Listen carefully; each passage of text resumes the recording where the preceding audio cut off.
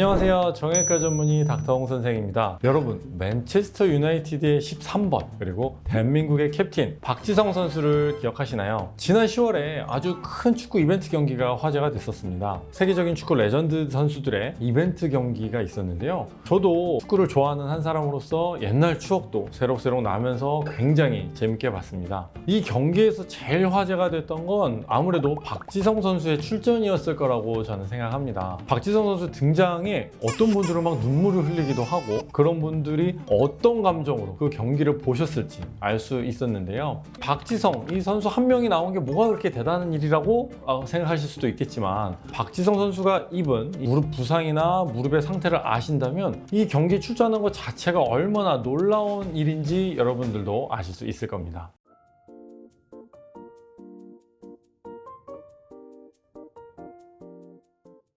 박지성 선수는 알려진 것에 따르면 무릎 부상으로 2003년과 2007년도 두 번에 걸쳐서 수술을 받았다고 하는데요. 수술 후에도 무릎에 물이 차서 경기를 뛰는 게 상당히 어려운 상황이었다고 합니다. 우리가 일반적으로 연골이 닳았을 때 하는 대표적인 수술이 어떤 것이 있을까요? 가장 기본적인 것이 바로 연골판 부분 절제술입니다. 연골판이 닳고 찢어져서 몸무게를 받아주는 이 완충작용을 제대로 못하게 되니까 찢어진 부분을 부분적으로 잘라내고 다듬어서 무릎으로 가는 하중을 잘 분산시킬 수 있도록 하는 수술인데요. 관절경을 이용해서 간단하게 할 수 있고, 또 일상생활로 복귀도 빠르기 때문에 연골 손상이 있을 때 가장 많이 시행되는 수술 중에 하나입니다. 다른 방법으로는 연골판을 잘라내는 것이 아니라 연골을 재생시키는 치료들이 있는데요. 박지성 선수가 두 번째 수술을 받았을 때 받았다고 하는 자가연골 배양 이식술이나 미세천공술, 그리고 최근에 많이 하고 있는 자가골수 줄기세포 치료 같은 방법들이 있습니다. 앞서 말씀드린 연골판 부분 절제술로도 회복이 가능하지 않을 때 닳아서 없어진 연골을 회복시키기 위한 방법들입니다. 그런데 박지성 선수의 경우에는 재생을 시켜야 할 연골판이나 연골이 많이 찢어지고 닳아 있었던 상태였기 때문에 연골판을 부분적으로 절제하는 수술을 먼저 시행을 했고요. 수술 이후에도 계속되는 경기를 뛰다 보니 연골이 계속 닳고 물도 차고 통증도 계속되니까 연골을 재생시키는 수술도 받게 된 것이라고 생각할 수 있습니다. 물이 차는 이유를 궁금해하는 분들이 굉장히 많이 있습니다. 증상을 알아야 왜 그런지 이해하기가 쉽습니다. 이 무릎에 물이 차면 일단은 불편합니다. 왜냐하면 관절 안에 뭔가 있으니까 불편하기도 하고, 잘 구부러지지도 않고, 심하면 조금씩 걸을 때마다 통증도 있을 수가 있습니다. 무릎 연골이 많이 닳거나 연골이 찢어져서 염증이 있거나 많이 사용해서 이제 연골판 주변으로 염증이 생기게 되면요, 우리 몸에서는 이런 염증들을 없애고 연골판이 더 손상되는 것을 막기 위해서 염증을 감소시키는 반응들이 생기게 되는데, 이 과정에서 이제 무릎을 덜 쓰게 만들기 위해서 주변에 있는 다른 물질들을 끌어당기면서 무릎에 물이 차게 된다, 이렇게 생각하시면 되겠습니다. 축구할 때를 생각해 보시면 어떤가요? 슈팅을 하던지, 아니면 좁은 공간에서 빠르게 패스를 하고 움직이던지, 아니면 공을 쫓아가기 위해서 빨리 달리던지, 어쨌든 간에 무릎을 굉장히 많이 사용할 수밖에 없습니다. 만약에 이 연골판이 손상을 받아서 이 역할을 잘 못하고 거기에 물까지 차 있다고 하면 어떻게 될까요? 움직임도 잘 안 되고 무릎을 정상적으로 사용할 수가 없으니까 이 축구를 할 때 퍼포먼스 자체가 떨어질 수밖에 없습니다. 여러 가지 이제 알려진 기사나 자료들에 따르면 박지성 선수의 경우에는 내측 연골판이 거의 없을 정도로 닳아있는 상태였는데, 조금 찢어진 정도가 아니라 연골판이 MRI에서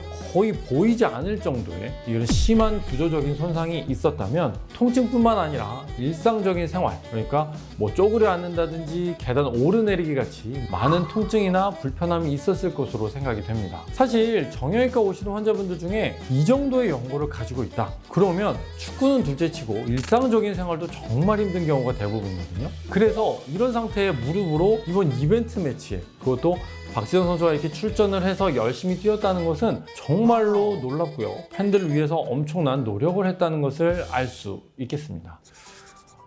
세 번째 수술까지 받았다면 더 뛸 수 있었을까? 이제 박지성 선수가 여러 차례 인터뷰에서 스스로 직접 밝히기도 했지만, 무릎 통증으로 인해서 스스로가 경기를 뛰는데 부담이 되었고, 그래서 은퇴를 생각하게 되었다고 하지 않았겠습니까? 그리고 이미 연골판도 많이 닳아있는 상태였기 때문에 이미 두 차례 진행했던 이 무릎 수술과 그리고 현재 무릎 상태를 전반적으로 고려해 보았을 때에는 계속해서 뛰는 건 선수 본인에게도 큰 부담이 될 수 있지 않았을까 생각합니다. 이렇게 박지성 선수가 선수 시절부터 오랫동안 고생해온 무릎에 물이 차는 증상은 꼭 운동선수가 아니더라도 일반인에게도 많이 볼 수 있는 증상인데요. 물이 차는 것을 어떻게 해결을 해야 될까요? 이렇게 생각을 하셔야 합니다. 무릎에 물이 차는 것은 증상이지 병이 아니다 라고 생각을 하셔야 됩니다. 무슨 얘기냐면 증상을 만드는 원인 치료가 더욱 중요한 거라는 것이죠. 대표적으로는 퇴행성 관절염이나 연골판이 찢어지는 이런 손상들이 가장 많습니다. 만일 물이 자주 차고 잘 안 빠져서 불편함이 계속 지속되는 상태라면 먹는 약이나 이 간단한 주사 치료로도 증상이 좋아지는 경우가 많기 때문에 반드시 참지 마시고 병원에서 정확한 원인을 확인하는 것이 제일 중요하고요. 만약에 내가 병원에 바로 가지 못한 상황이거나 증상이 많이 심하지 않은 분들은 어떻게 해야 될까요? 아주 간단한 방법이 있습니다. 바로 라이스입니다. 라이스? 먹는 쌀이라고 생각하실 수도 있는데요. 그게 아니라 RICE 이렇게 치료하는 방법들의 앞글자만 따서 표현하는 것인데요. R, rest. 물이 찼을 때는 무리하지 않도록 휴식을 취해야 되고요. I, 아이스, 차가운 찜질을 지속적으로 무릎에 해주셔야 되고요. C, 컴프레션, 보호대 같은 것으로 부어있는 무릎을 계속 압박을 해줘야 되고요. E, 엘리베이션, 누워있을 때는 다리를 좀 올려놓는 방법이 통증이 있고 무릎이 부어있는 분들한테는 굉장히 효과적인 방법입니다. 그렇기 때문에 여러분들도 좀 증상이 불편하거나 무릎에 물이 차는 이런 증상들이 있다 그러면 심하지 않은 경우에는 이런 간단한 방법이 증상에 매우 효과적일 수가 있으니 여러분들도 집에서 꼭 한번 따라해 보시기 바랍니다.